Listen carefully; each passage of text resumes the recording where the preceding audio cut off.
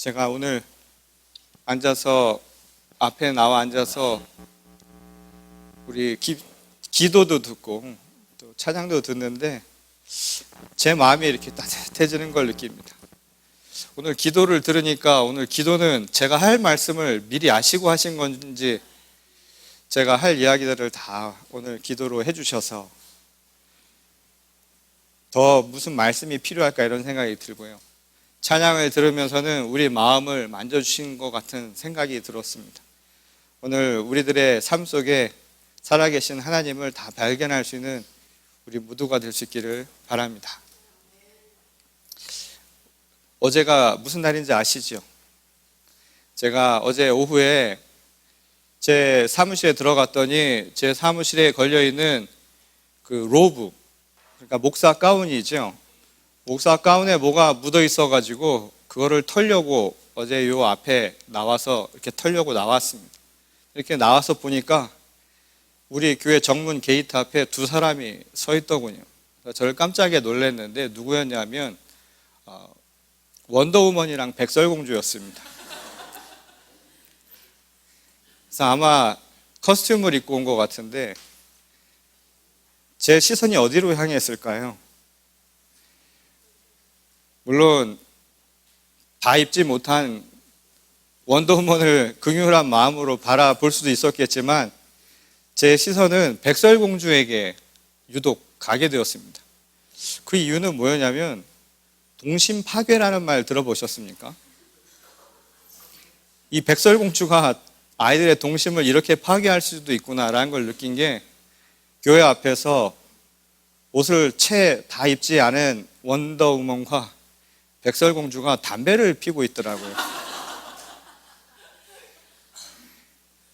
그래서 제가 가서 아이들도 왔다 갔다 하니까 담배를 다른 곳에서 태웠으면 좋겠다. 다른 곳으로 가라 그랬더니 제가 들고 있는 옷을 보더니 이건 무슨 커스튬이냐고 묻는 겁니다. 그래서 목사 커스튬이라고 이야기를 했어요. 틀린 말은 아니죠. 그랬더니 갑자기 저를 향해서 이렇게 얘기하는 겁니다. What the? 다행히 어제는 주일이 가까워서였는지 그 뒷얘기는 들리지가 않더라고요. 뭐라고 이야기하는지 모르겠지만 영어로 막 화를 내면서 떠나는 겁니다. 그래서 제가 그 머리 뒷꼭지에다 대고 목사 카스튬을 들고 이렇게 얘기했습니다. God bless you. 제가 그 얘기를 마치고 제 방에 들어와서 가만히 앉아서 말씀을 이것저것 뒤져보는데 이 갈라디아서 3장 27절에 이런 말씀이 나옵니다. 하나님과 세례 가운데 하나님과 하나가 되십시오. 그리고 여러분 그리스도의 옷을 입으십시오. 그 말씀이 저에게 확 와닿았습니다. 오늘 우리들은 어떤 옷을 입고 사는 줄 아십니까?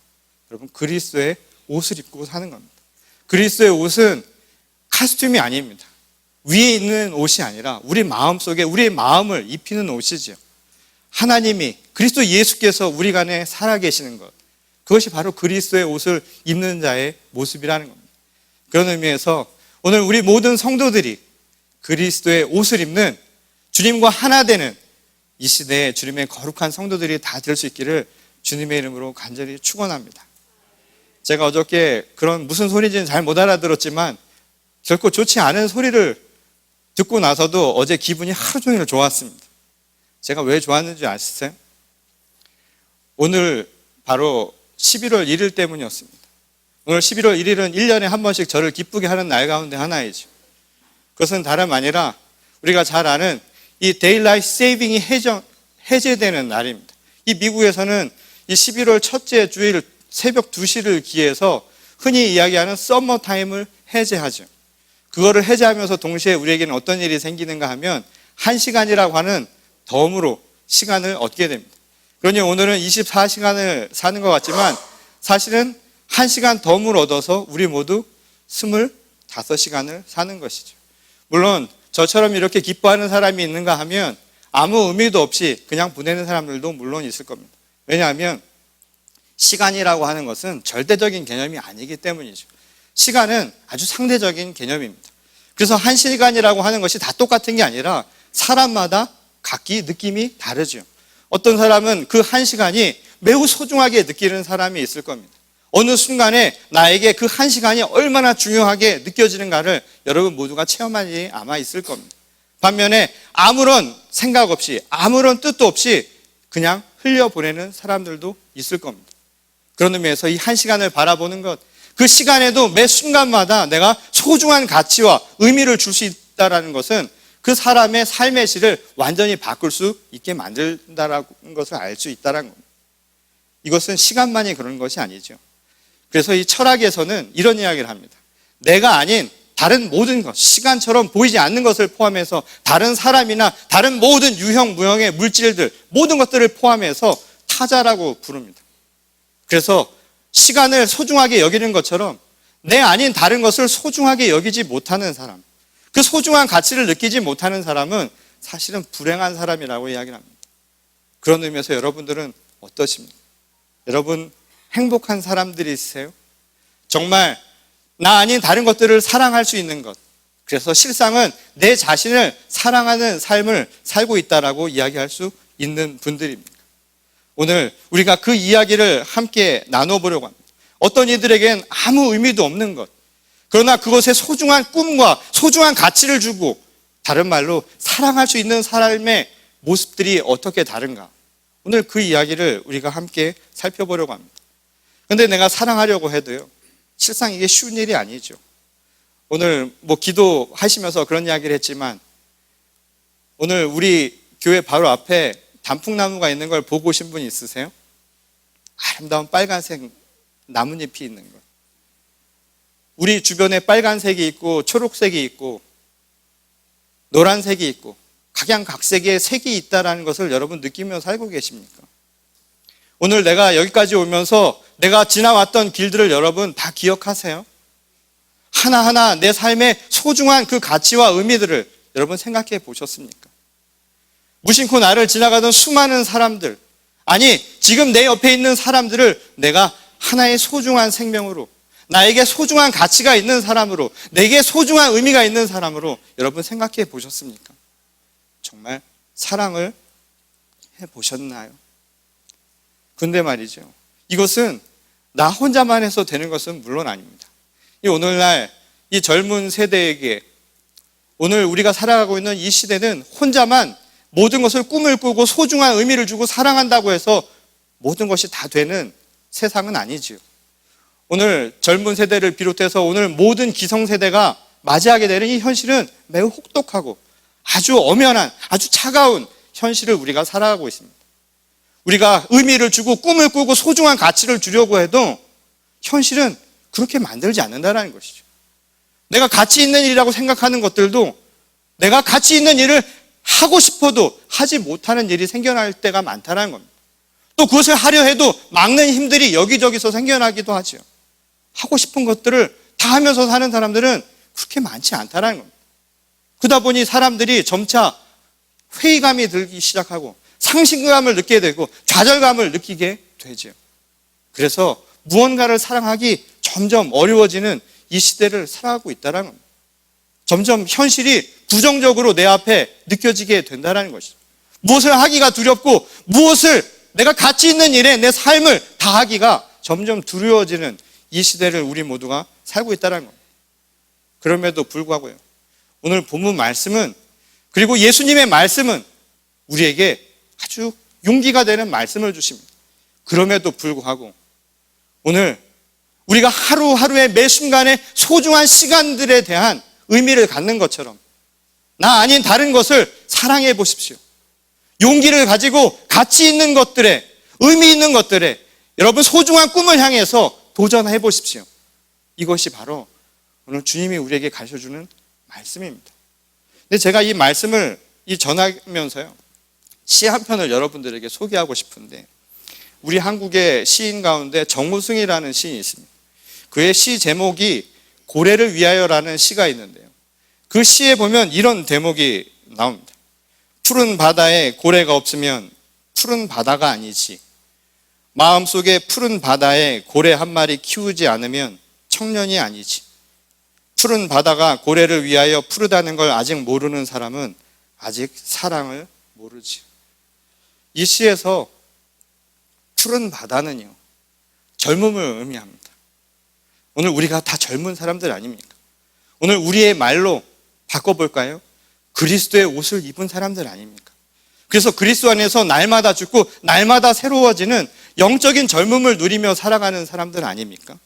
그런 사람들에게 주는 말이라고 생각을 해보십시오. 이 푸른 바다는 바로 그런 사람들을 이야기하는 겁니다. 그리고 고래는 사랑하는 것을 의미하죠. 소중한 가치, 꿈을 얘기하는 겁니다. 여러분, 젊은이는, 청년들은 꿈이 없는 사람들이 아닙니다. 꿈 하나 다 가지고 살아가는 사람들, 그게 바로 젊은이입니다. 그리스도의 옷을 입은 사람들은 다른 사람들이 아닙니다. 세상이, 현실이 아무리 어렵고 힘들지라도, 아무리 하나님의 말씀이 미련해 보일지라도 그 십자가의 도를 따르기 위해 가치 있는 일에 내 삶을 내어놓을 수 있는 것, 그런 마음을 내 마음 한켠에 움켜쥐고 있는 사람들, 그 사람들이 바로 청춘입니다. 그 사람들이 바로 그리스도의 옷을 입은 사람들이라고 이야기할 수 있다는 것이죠. 만약 그것을 모른다면요, 여러분, 아직까지 우리 마음속에 그런 고래 한 마리, 그런 꿈 하나, 소망 하나, 그런 가치 하나, 무언가를 사랑할 수 있는 그 마음이 없다면 여러분, 불행한 겁니다.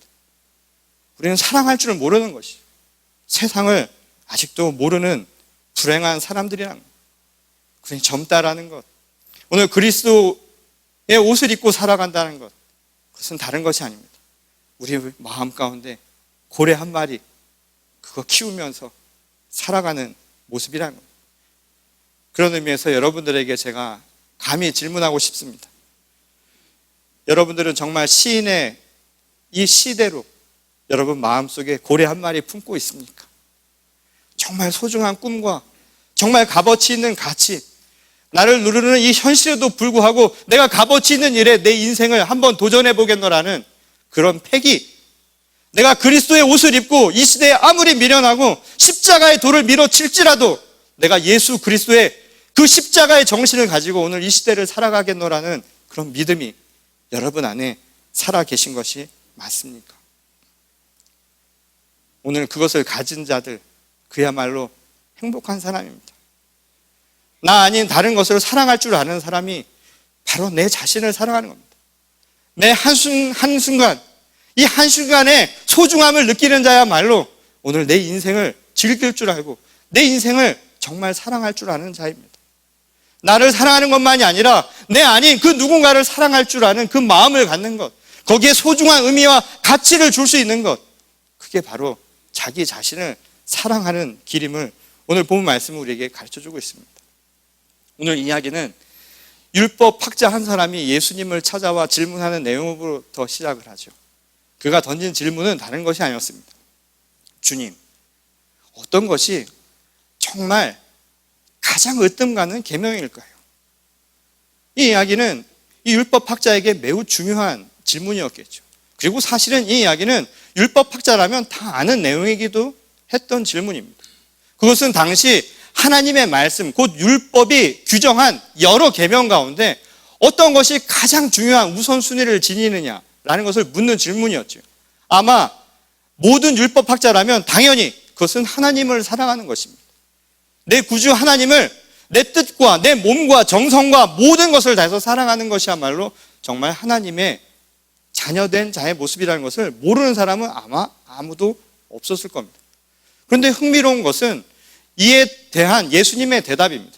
오늘 예수님께서 그렇게 묻는 율법학자의 질문에 대해 어떻게 대답하시냐면 첫째와 둘째라고 물론 순서는 정해놨지만 똑같이 이렇게 이야기합니다. 가장 으뜸가는 계명은 다른 것이 아니라 바로 하나님을 사랑하는 것이요, 다른 하나는 바로 내 몸처럼 내 이웃을 사랑하는 것이다. 다시 말했어요. 나 아닌 타자, 내 바깥의 모든 것을 사랑하는 것, 그것이 바로 가장 으뜸되는 것이다. 그 사랑이 중요한 것임을 우리에게 이야기를 하고 있다는 것이죠. 물론 순서는 정해놨지만 사실 예수님이 말씀하신 이 말씀 가운데 으뜸은 그 두 가지가 서로 다른 것이 아니라 결국은 한 가지, 마치 동전의 앞뒷면과 같다는 것을 우리에게 가르쳐주는 대목이기도 합니다. 가끔씩 엄마 아빠들이 묻죠. 애한테 뭐라고 묻습니까? 엄마 아빠 중에 누가 제일로 좋아? 제가 어렸을 때부터 저희 두 딸을 키우면서 항상 했던 게 있습니다. 귀에다 대고 아빠가 최고야. 아빠가 최고야. 뭐든지 끝나면 아빠가 최고야가 주문처럼 했던 얘기였는데 놀랍게도 애한테 물어보면 애가 뭐라고 대답하는 줄 아십니까? 엄마 아빠 둘 다 좋아. 당연한 것이죠. 현명한 판단인 거죠. 근데 그것이 으뜸과 순서를 정해야 아무런 의미가 없는 것 아닙니까? 다행히 말이죠. 오늘 율법 학자 역시 이 예수님의 이 의도를 분명하게 깨우치고 있다는 것을 우리가 알 수 있습니다. 곧 하나님을 사랑하는 것과 이웃을 사랑하는 것이 가장 으뜸되는 계명이다. 그 둘이 다른 것이 아니라 사실은 동전의 앞뒷면처럼 매우 중요한 사실임을 그 역시 깨닫고 있었다는 것이죠. 그리고 그것을 깨닫고 있는 바로 율법학자에게 예수님은 말씀하셨죠. 내가 하나님 나라에 멀리 있지 않다고. 곧 하나님 나라에 가까이 있다고. 행복의 나라에 멀리 있는 것이 아니라 네가 행복의 나라에 정말 가까운 곳에 있다라고 이야기를 합니다. 그 이유는 무엇이었을까요? 이 당시 우리가 너무나 잘 아는 이 명약관화한 이 내용을 당시 유대 사회의 율법주의자들, 특히 성전을 중심으로 했던 성전 세력들입니다. 당시 기득권을 쥐고 있었던 종교 지도자들은 이것을 분명하게 이해하고 있지 못하고 있었다는 겁니다. 그들에게 중요한 것은 하나님의 일이라는 것, 그리고 그 하나님의 일을 형식화해서 제사 지내고 오늘 이야기처럼 번제와 희생제를 지내는 그것이야말로 모든 것의 핵심이라는 잘못된 생각이 팽배해 있었던 상황이었다는 겁니다. 그들은 오랜 세월을 지나면서 율법을 자신의 방식대로 만들었던 것이죠. 그리고 그것을 고정화시켜서 하나님의 사랑을 예배드리고 제사 지내는 것에 국한돼서 이야기했다는 겁니다. 그 이유가 무엇이었는지 너무나 잘 알죠. 성전 세력들이 자신들의 이익을 위해서 예배를 통해 제사를 통해 수많은 재물을 착복했다라고 하는 사실은 우리가 너무나 잘 아는 내용입니다. 자신의 유익을 위해서 하나님의 이름을 들어 하나님의 사랑을 명목으로 빌미로 자신들의 재산을 축적하고 온갖 부정과 부패를 일으켰던 상황들을 우리가 너무나 잘 알고 있다는 겁니다. 그 결과가 무엇이었습니까? 그 결과는 하나님의 사랑을 함께 나누어야 할 많은 사람들, 특히 가난하고 힘없고 헐벗은 사람들이 그들의 눈에서 멀어져가고 그들에게서부터 멀어진 결과로 소외되고 끊임없는 억압과 끊임없는 압박 속에서 힘든 세월을 보내야만 했다는 겁니다. 그럼 그들에게 주어진 결과는 다른 것이 아니었죠. 꿈이 없어진 겁니다. 소망이 없어진 것이죠. 세상을 향한 소중한 가치와 의미를 줄 수 없게 된 겁니다. 현실에 대한 부정적인 생각만이 남을 수밖에 없게 된다는 것이죠. 오늘 우리 시대는 안 그럴까요? 오늘 우리도 모르는 새 냉엄한 현실이 우리 모두에게 꿈과 희망을 갖지 못하게 만든 것은 아닐까요? 해봐야 소용없다. 법에 이야기해봐야 그것은 법대로 해봐야 힘 있는 사람의 것이다. 세상의 정의는 존재하지 않는다. 우리가 꿈을 꿔봐야 그것은 가진 자의 몫이다라고 한다면 세상이 어떻게 되겠느냐 이 말인 것이죠. 이 최근 이 한 통계 연구 조사에 의하면 이런 보고가 발표된 일이 있습니다. 이 한국의 국회의원들이 받는 연봉이요. 한국 사람들이죠. 1인당 국민 소득의 5배가 넘는다라는 보도가 있었습니다. 그런데 재미있는 것은 그 다음 조사입니다. 그 다음 조사는 뭐였냐면 연봉 대비 생산성. 그러니까 이건 무슨 말이냐면 연봉을 받는 것만큼 무슨 결과를 내느냐. 우리 한국 사람들은 그걸 어떻게 표현하죠? 밥값 하냐고 물어보죠.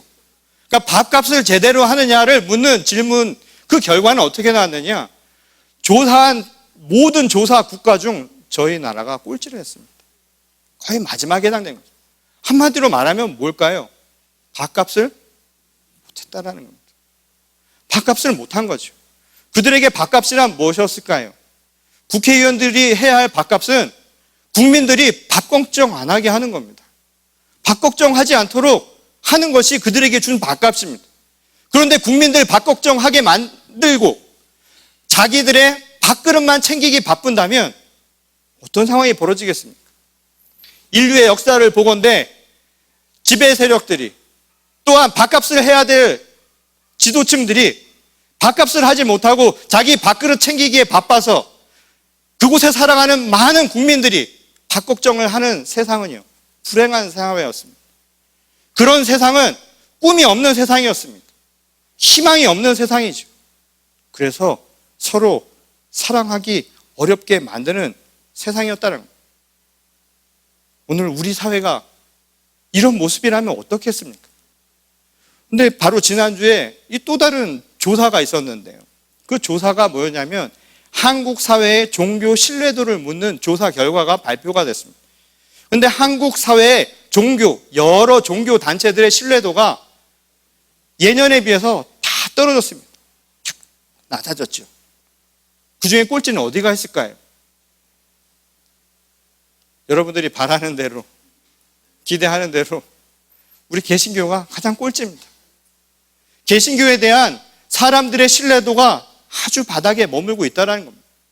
오늘 꿈을 이뤄가는 이 현실 속에서 교회에 대한 무엇보다 특히 종교 지도자들, 목회자들에 대한 신뢰도가 이렇게 떨어진 이유는 무엇일까요?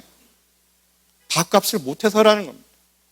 오늘 교회와 종교 지도자들, 저 같은 목회자들에게 준 밥값은 다른 것이 아니죠.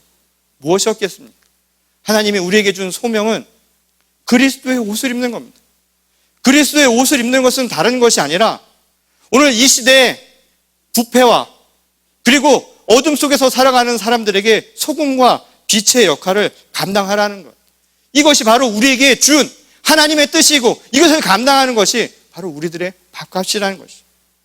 그런데 우리가 이것을 감당하지 못하고 있다는 것을 사람들은 그렇게 바라보고 있다는 겁니다. 오늘 이런 우리들에게 바로 이런 우리 현실에 주는 예수님의 말씀입니다. 여러분은 정말 하나님 나라에서 멀리 있지 않은 위치에 있습니까? 여러분은 정말 하나님 나라에 가까운 곳에 있습니까? 오늘 당시 시대 속에서 당연하게 여겨졌던 것을 당연하게 바라보지 아니하고 오늘 예수님의 말씀을 들어서 하나님을 사랑하고 이웃을 사랑하는 것, 모두를 사랑할 수 있는, 타인을 사랑할 수 있는, 꿈을 가질 수 있는, 소망을 나눌 수 있는 것이 정말 하나님의 으뜸 계명이라고 이야기했던 바로 율법학자에게 예수님이 하신 말씀이었습니다. 너는 하나님 나라에서 멀리 있지 않다고. 오늘 우리들에게 만약 이 질문을 한다면 우리는 어떻게 대답할 수 있을까요? 우리는 정말 하나님 나라에 가까운 곳에 살고 있습니까? 정말 꿈과 희망, 우리 마음속에 진정한 사랑이라고 하는 것을 품고 사는 것이 맞습니까? 만일 없다면 오늘 시인의 말대로 우리 마음속에 고래 한 마리를 찾아보면 어떨까요? 저희 대학 시절에 불렀던 노래 중에 고래 사냥이라는 노래가 있습니다. 자, 떠나자. 고래 잡으러. 오늘 세상에 참 힘든 현실을 살아가고 있습니다. 젊은이들대로 꿈을 실현하지 못해서 웬 진입장벽이 왜 이렇게 높은지 들어가지도 못해서 시작도 못 해보는, 꽃도 못 피워보는 이 젊은이들이 사는 현실. 기성세대는 어떻습니까? 오늘 내가 하고 싶은 거 다 하고 사는 사람들이 얼마나 있습니까? 옳다고 이야기도 못하면서 사는 게 오늘의 현실 아닙니까? 가치 있는 일에 내 삶을 다하기가 두려운 세상. 그 밥그릇 하나 때문에 정말 가치 있는 것이 무엇인지도 이야기하지 못하고 삼켜야만 하는 이 현실 속에서 오늘 그리스도의 자녀로 살아가면서 십자가의 정신이 무엇인지 뼛속 깊이 새기면서도 그렇게 살지 못하는 우리들에게 주님이 주신 말씀입니다. 고래를 놓지 마십시오. 그 희망을 놓지 마시기 바랍니다. 젊은이들이 세상에 나가서 그 꿈을 향해서 나갈 수 있는 세상을 우리가 함께 열 수 있기를 바랍니다. 오늘 그리스도의 옷을 입은 자들이 세상에 손가락질 받고 모멸감을 입더라도 결코 흔들리지 아니하고 십자가의 길을 갈 수 있는 주님의 거룩한 성도와 교회가 될 수 있기를 소망합니다. 그래서 밥값 잘하는 주님의 거룩한 공동체, 이 교회와 그리고 우리 모든 성도들이 다 될 수 있기를 주님의 이름으로 간절히 축원합니다. 우리 다 같이 기도하시겠습니다.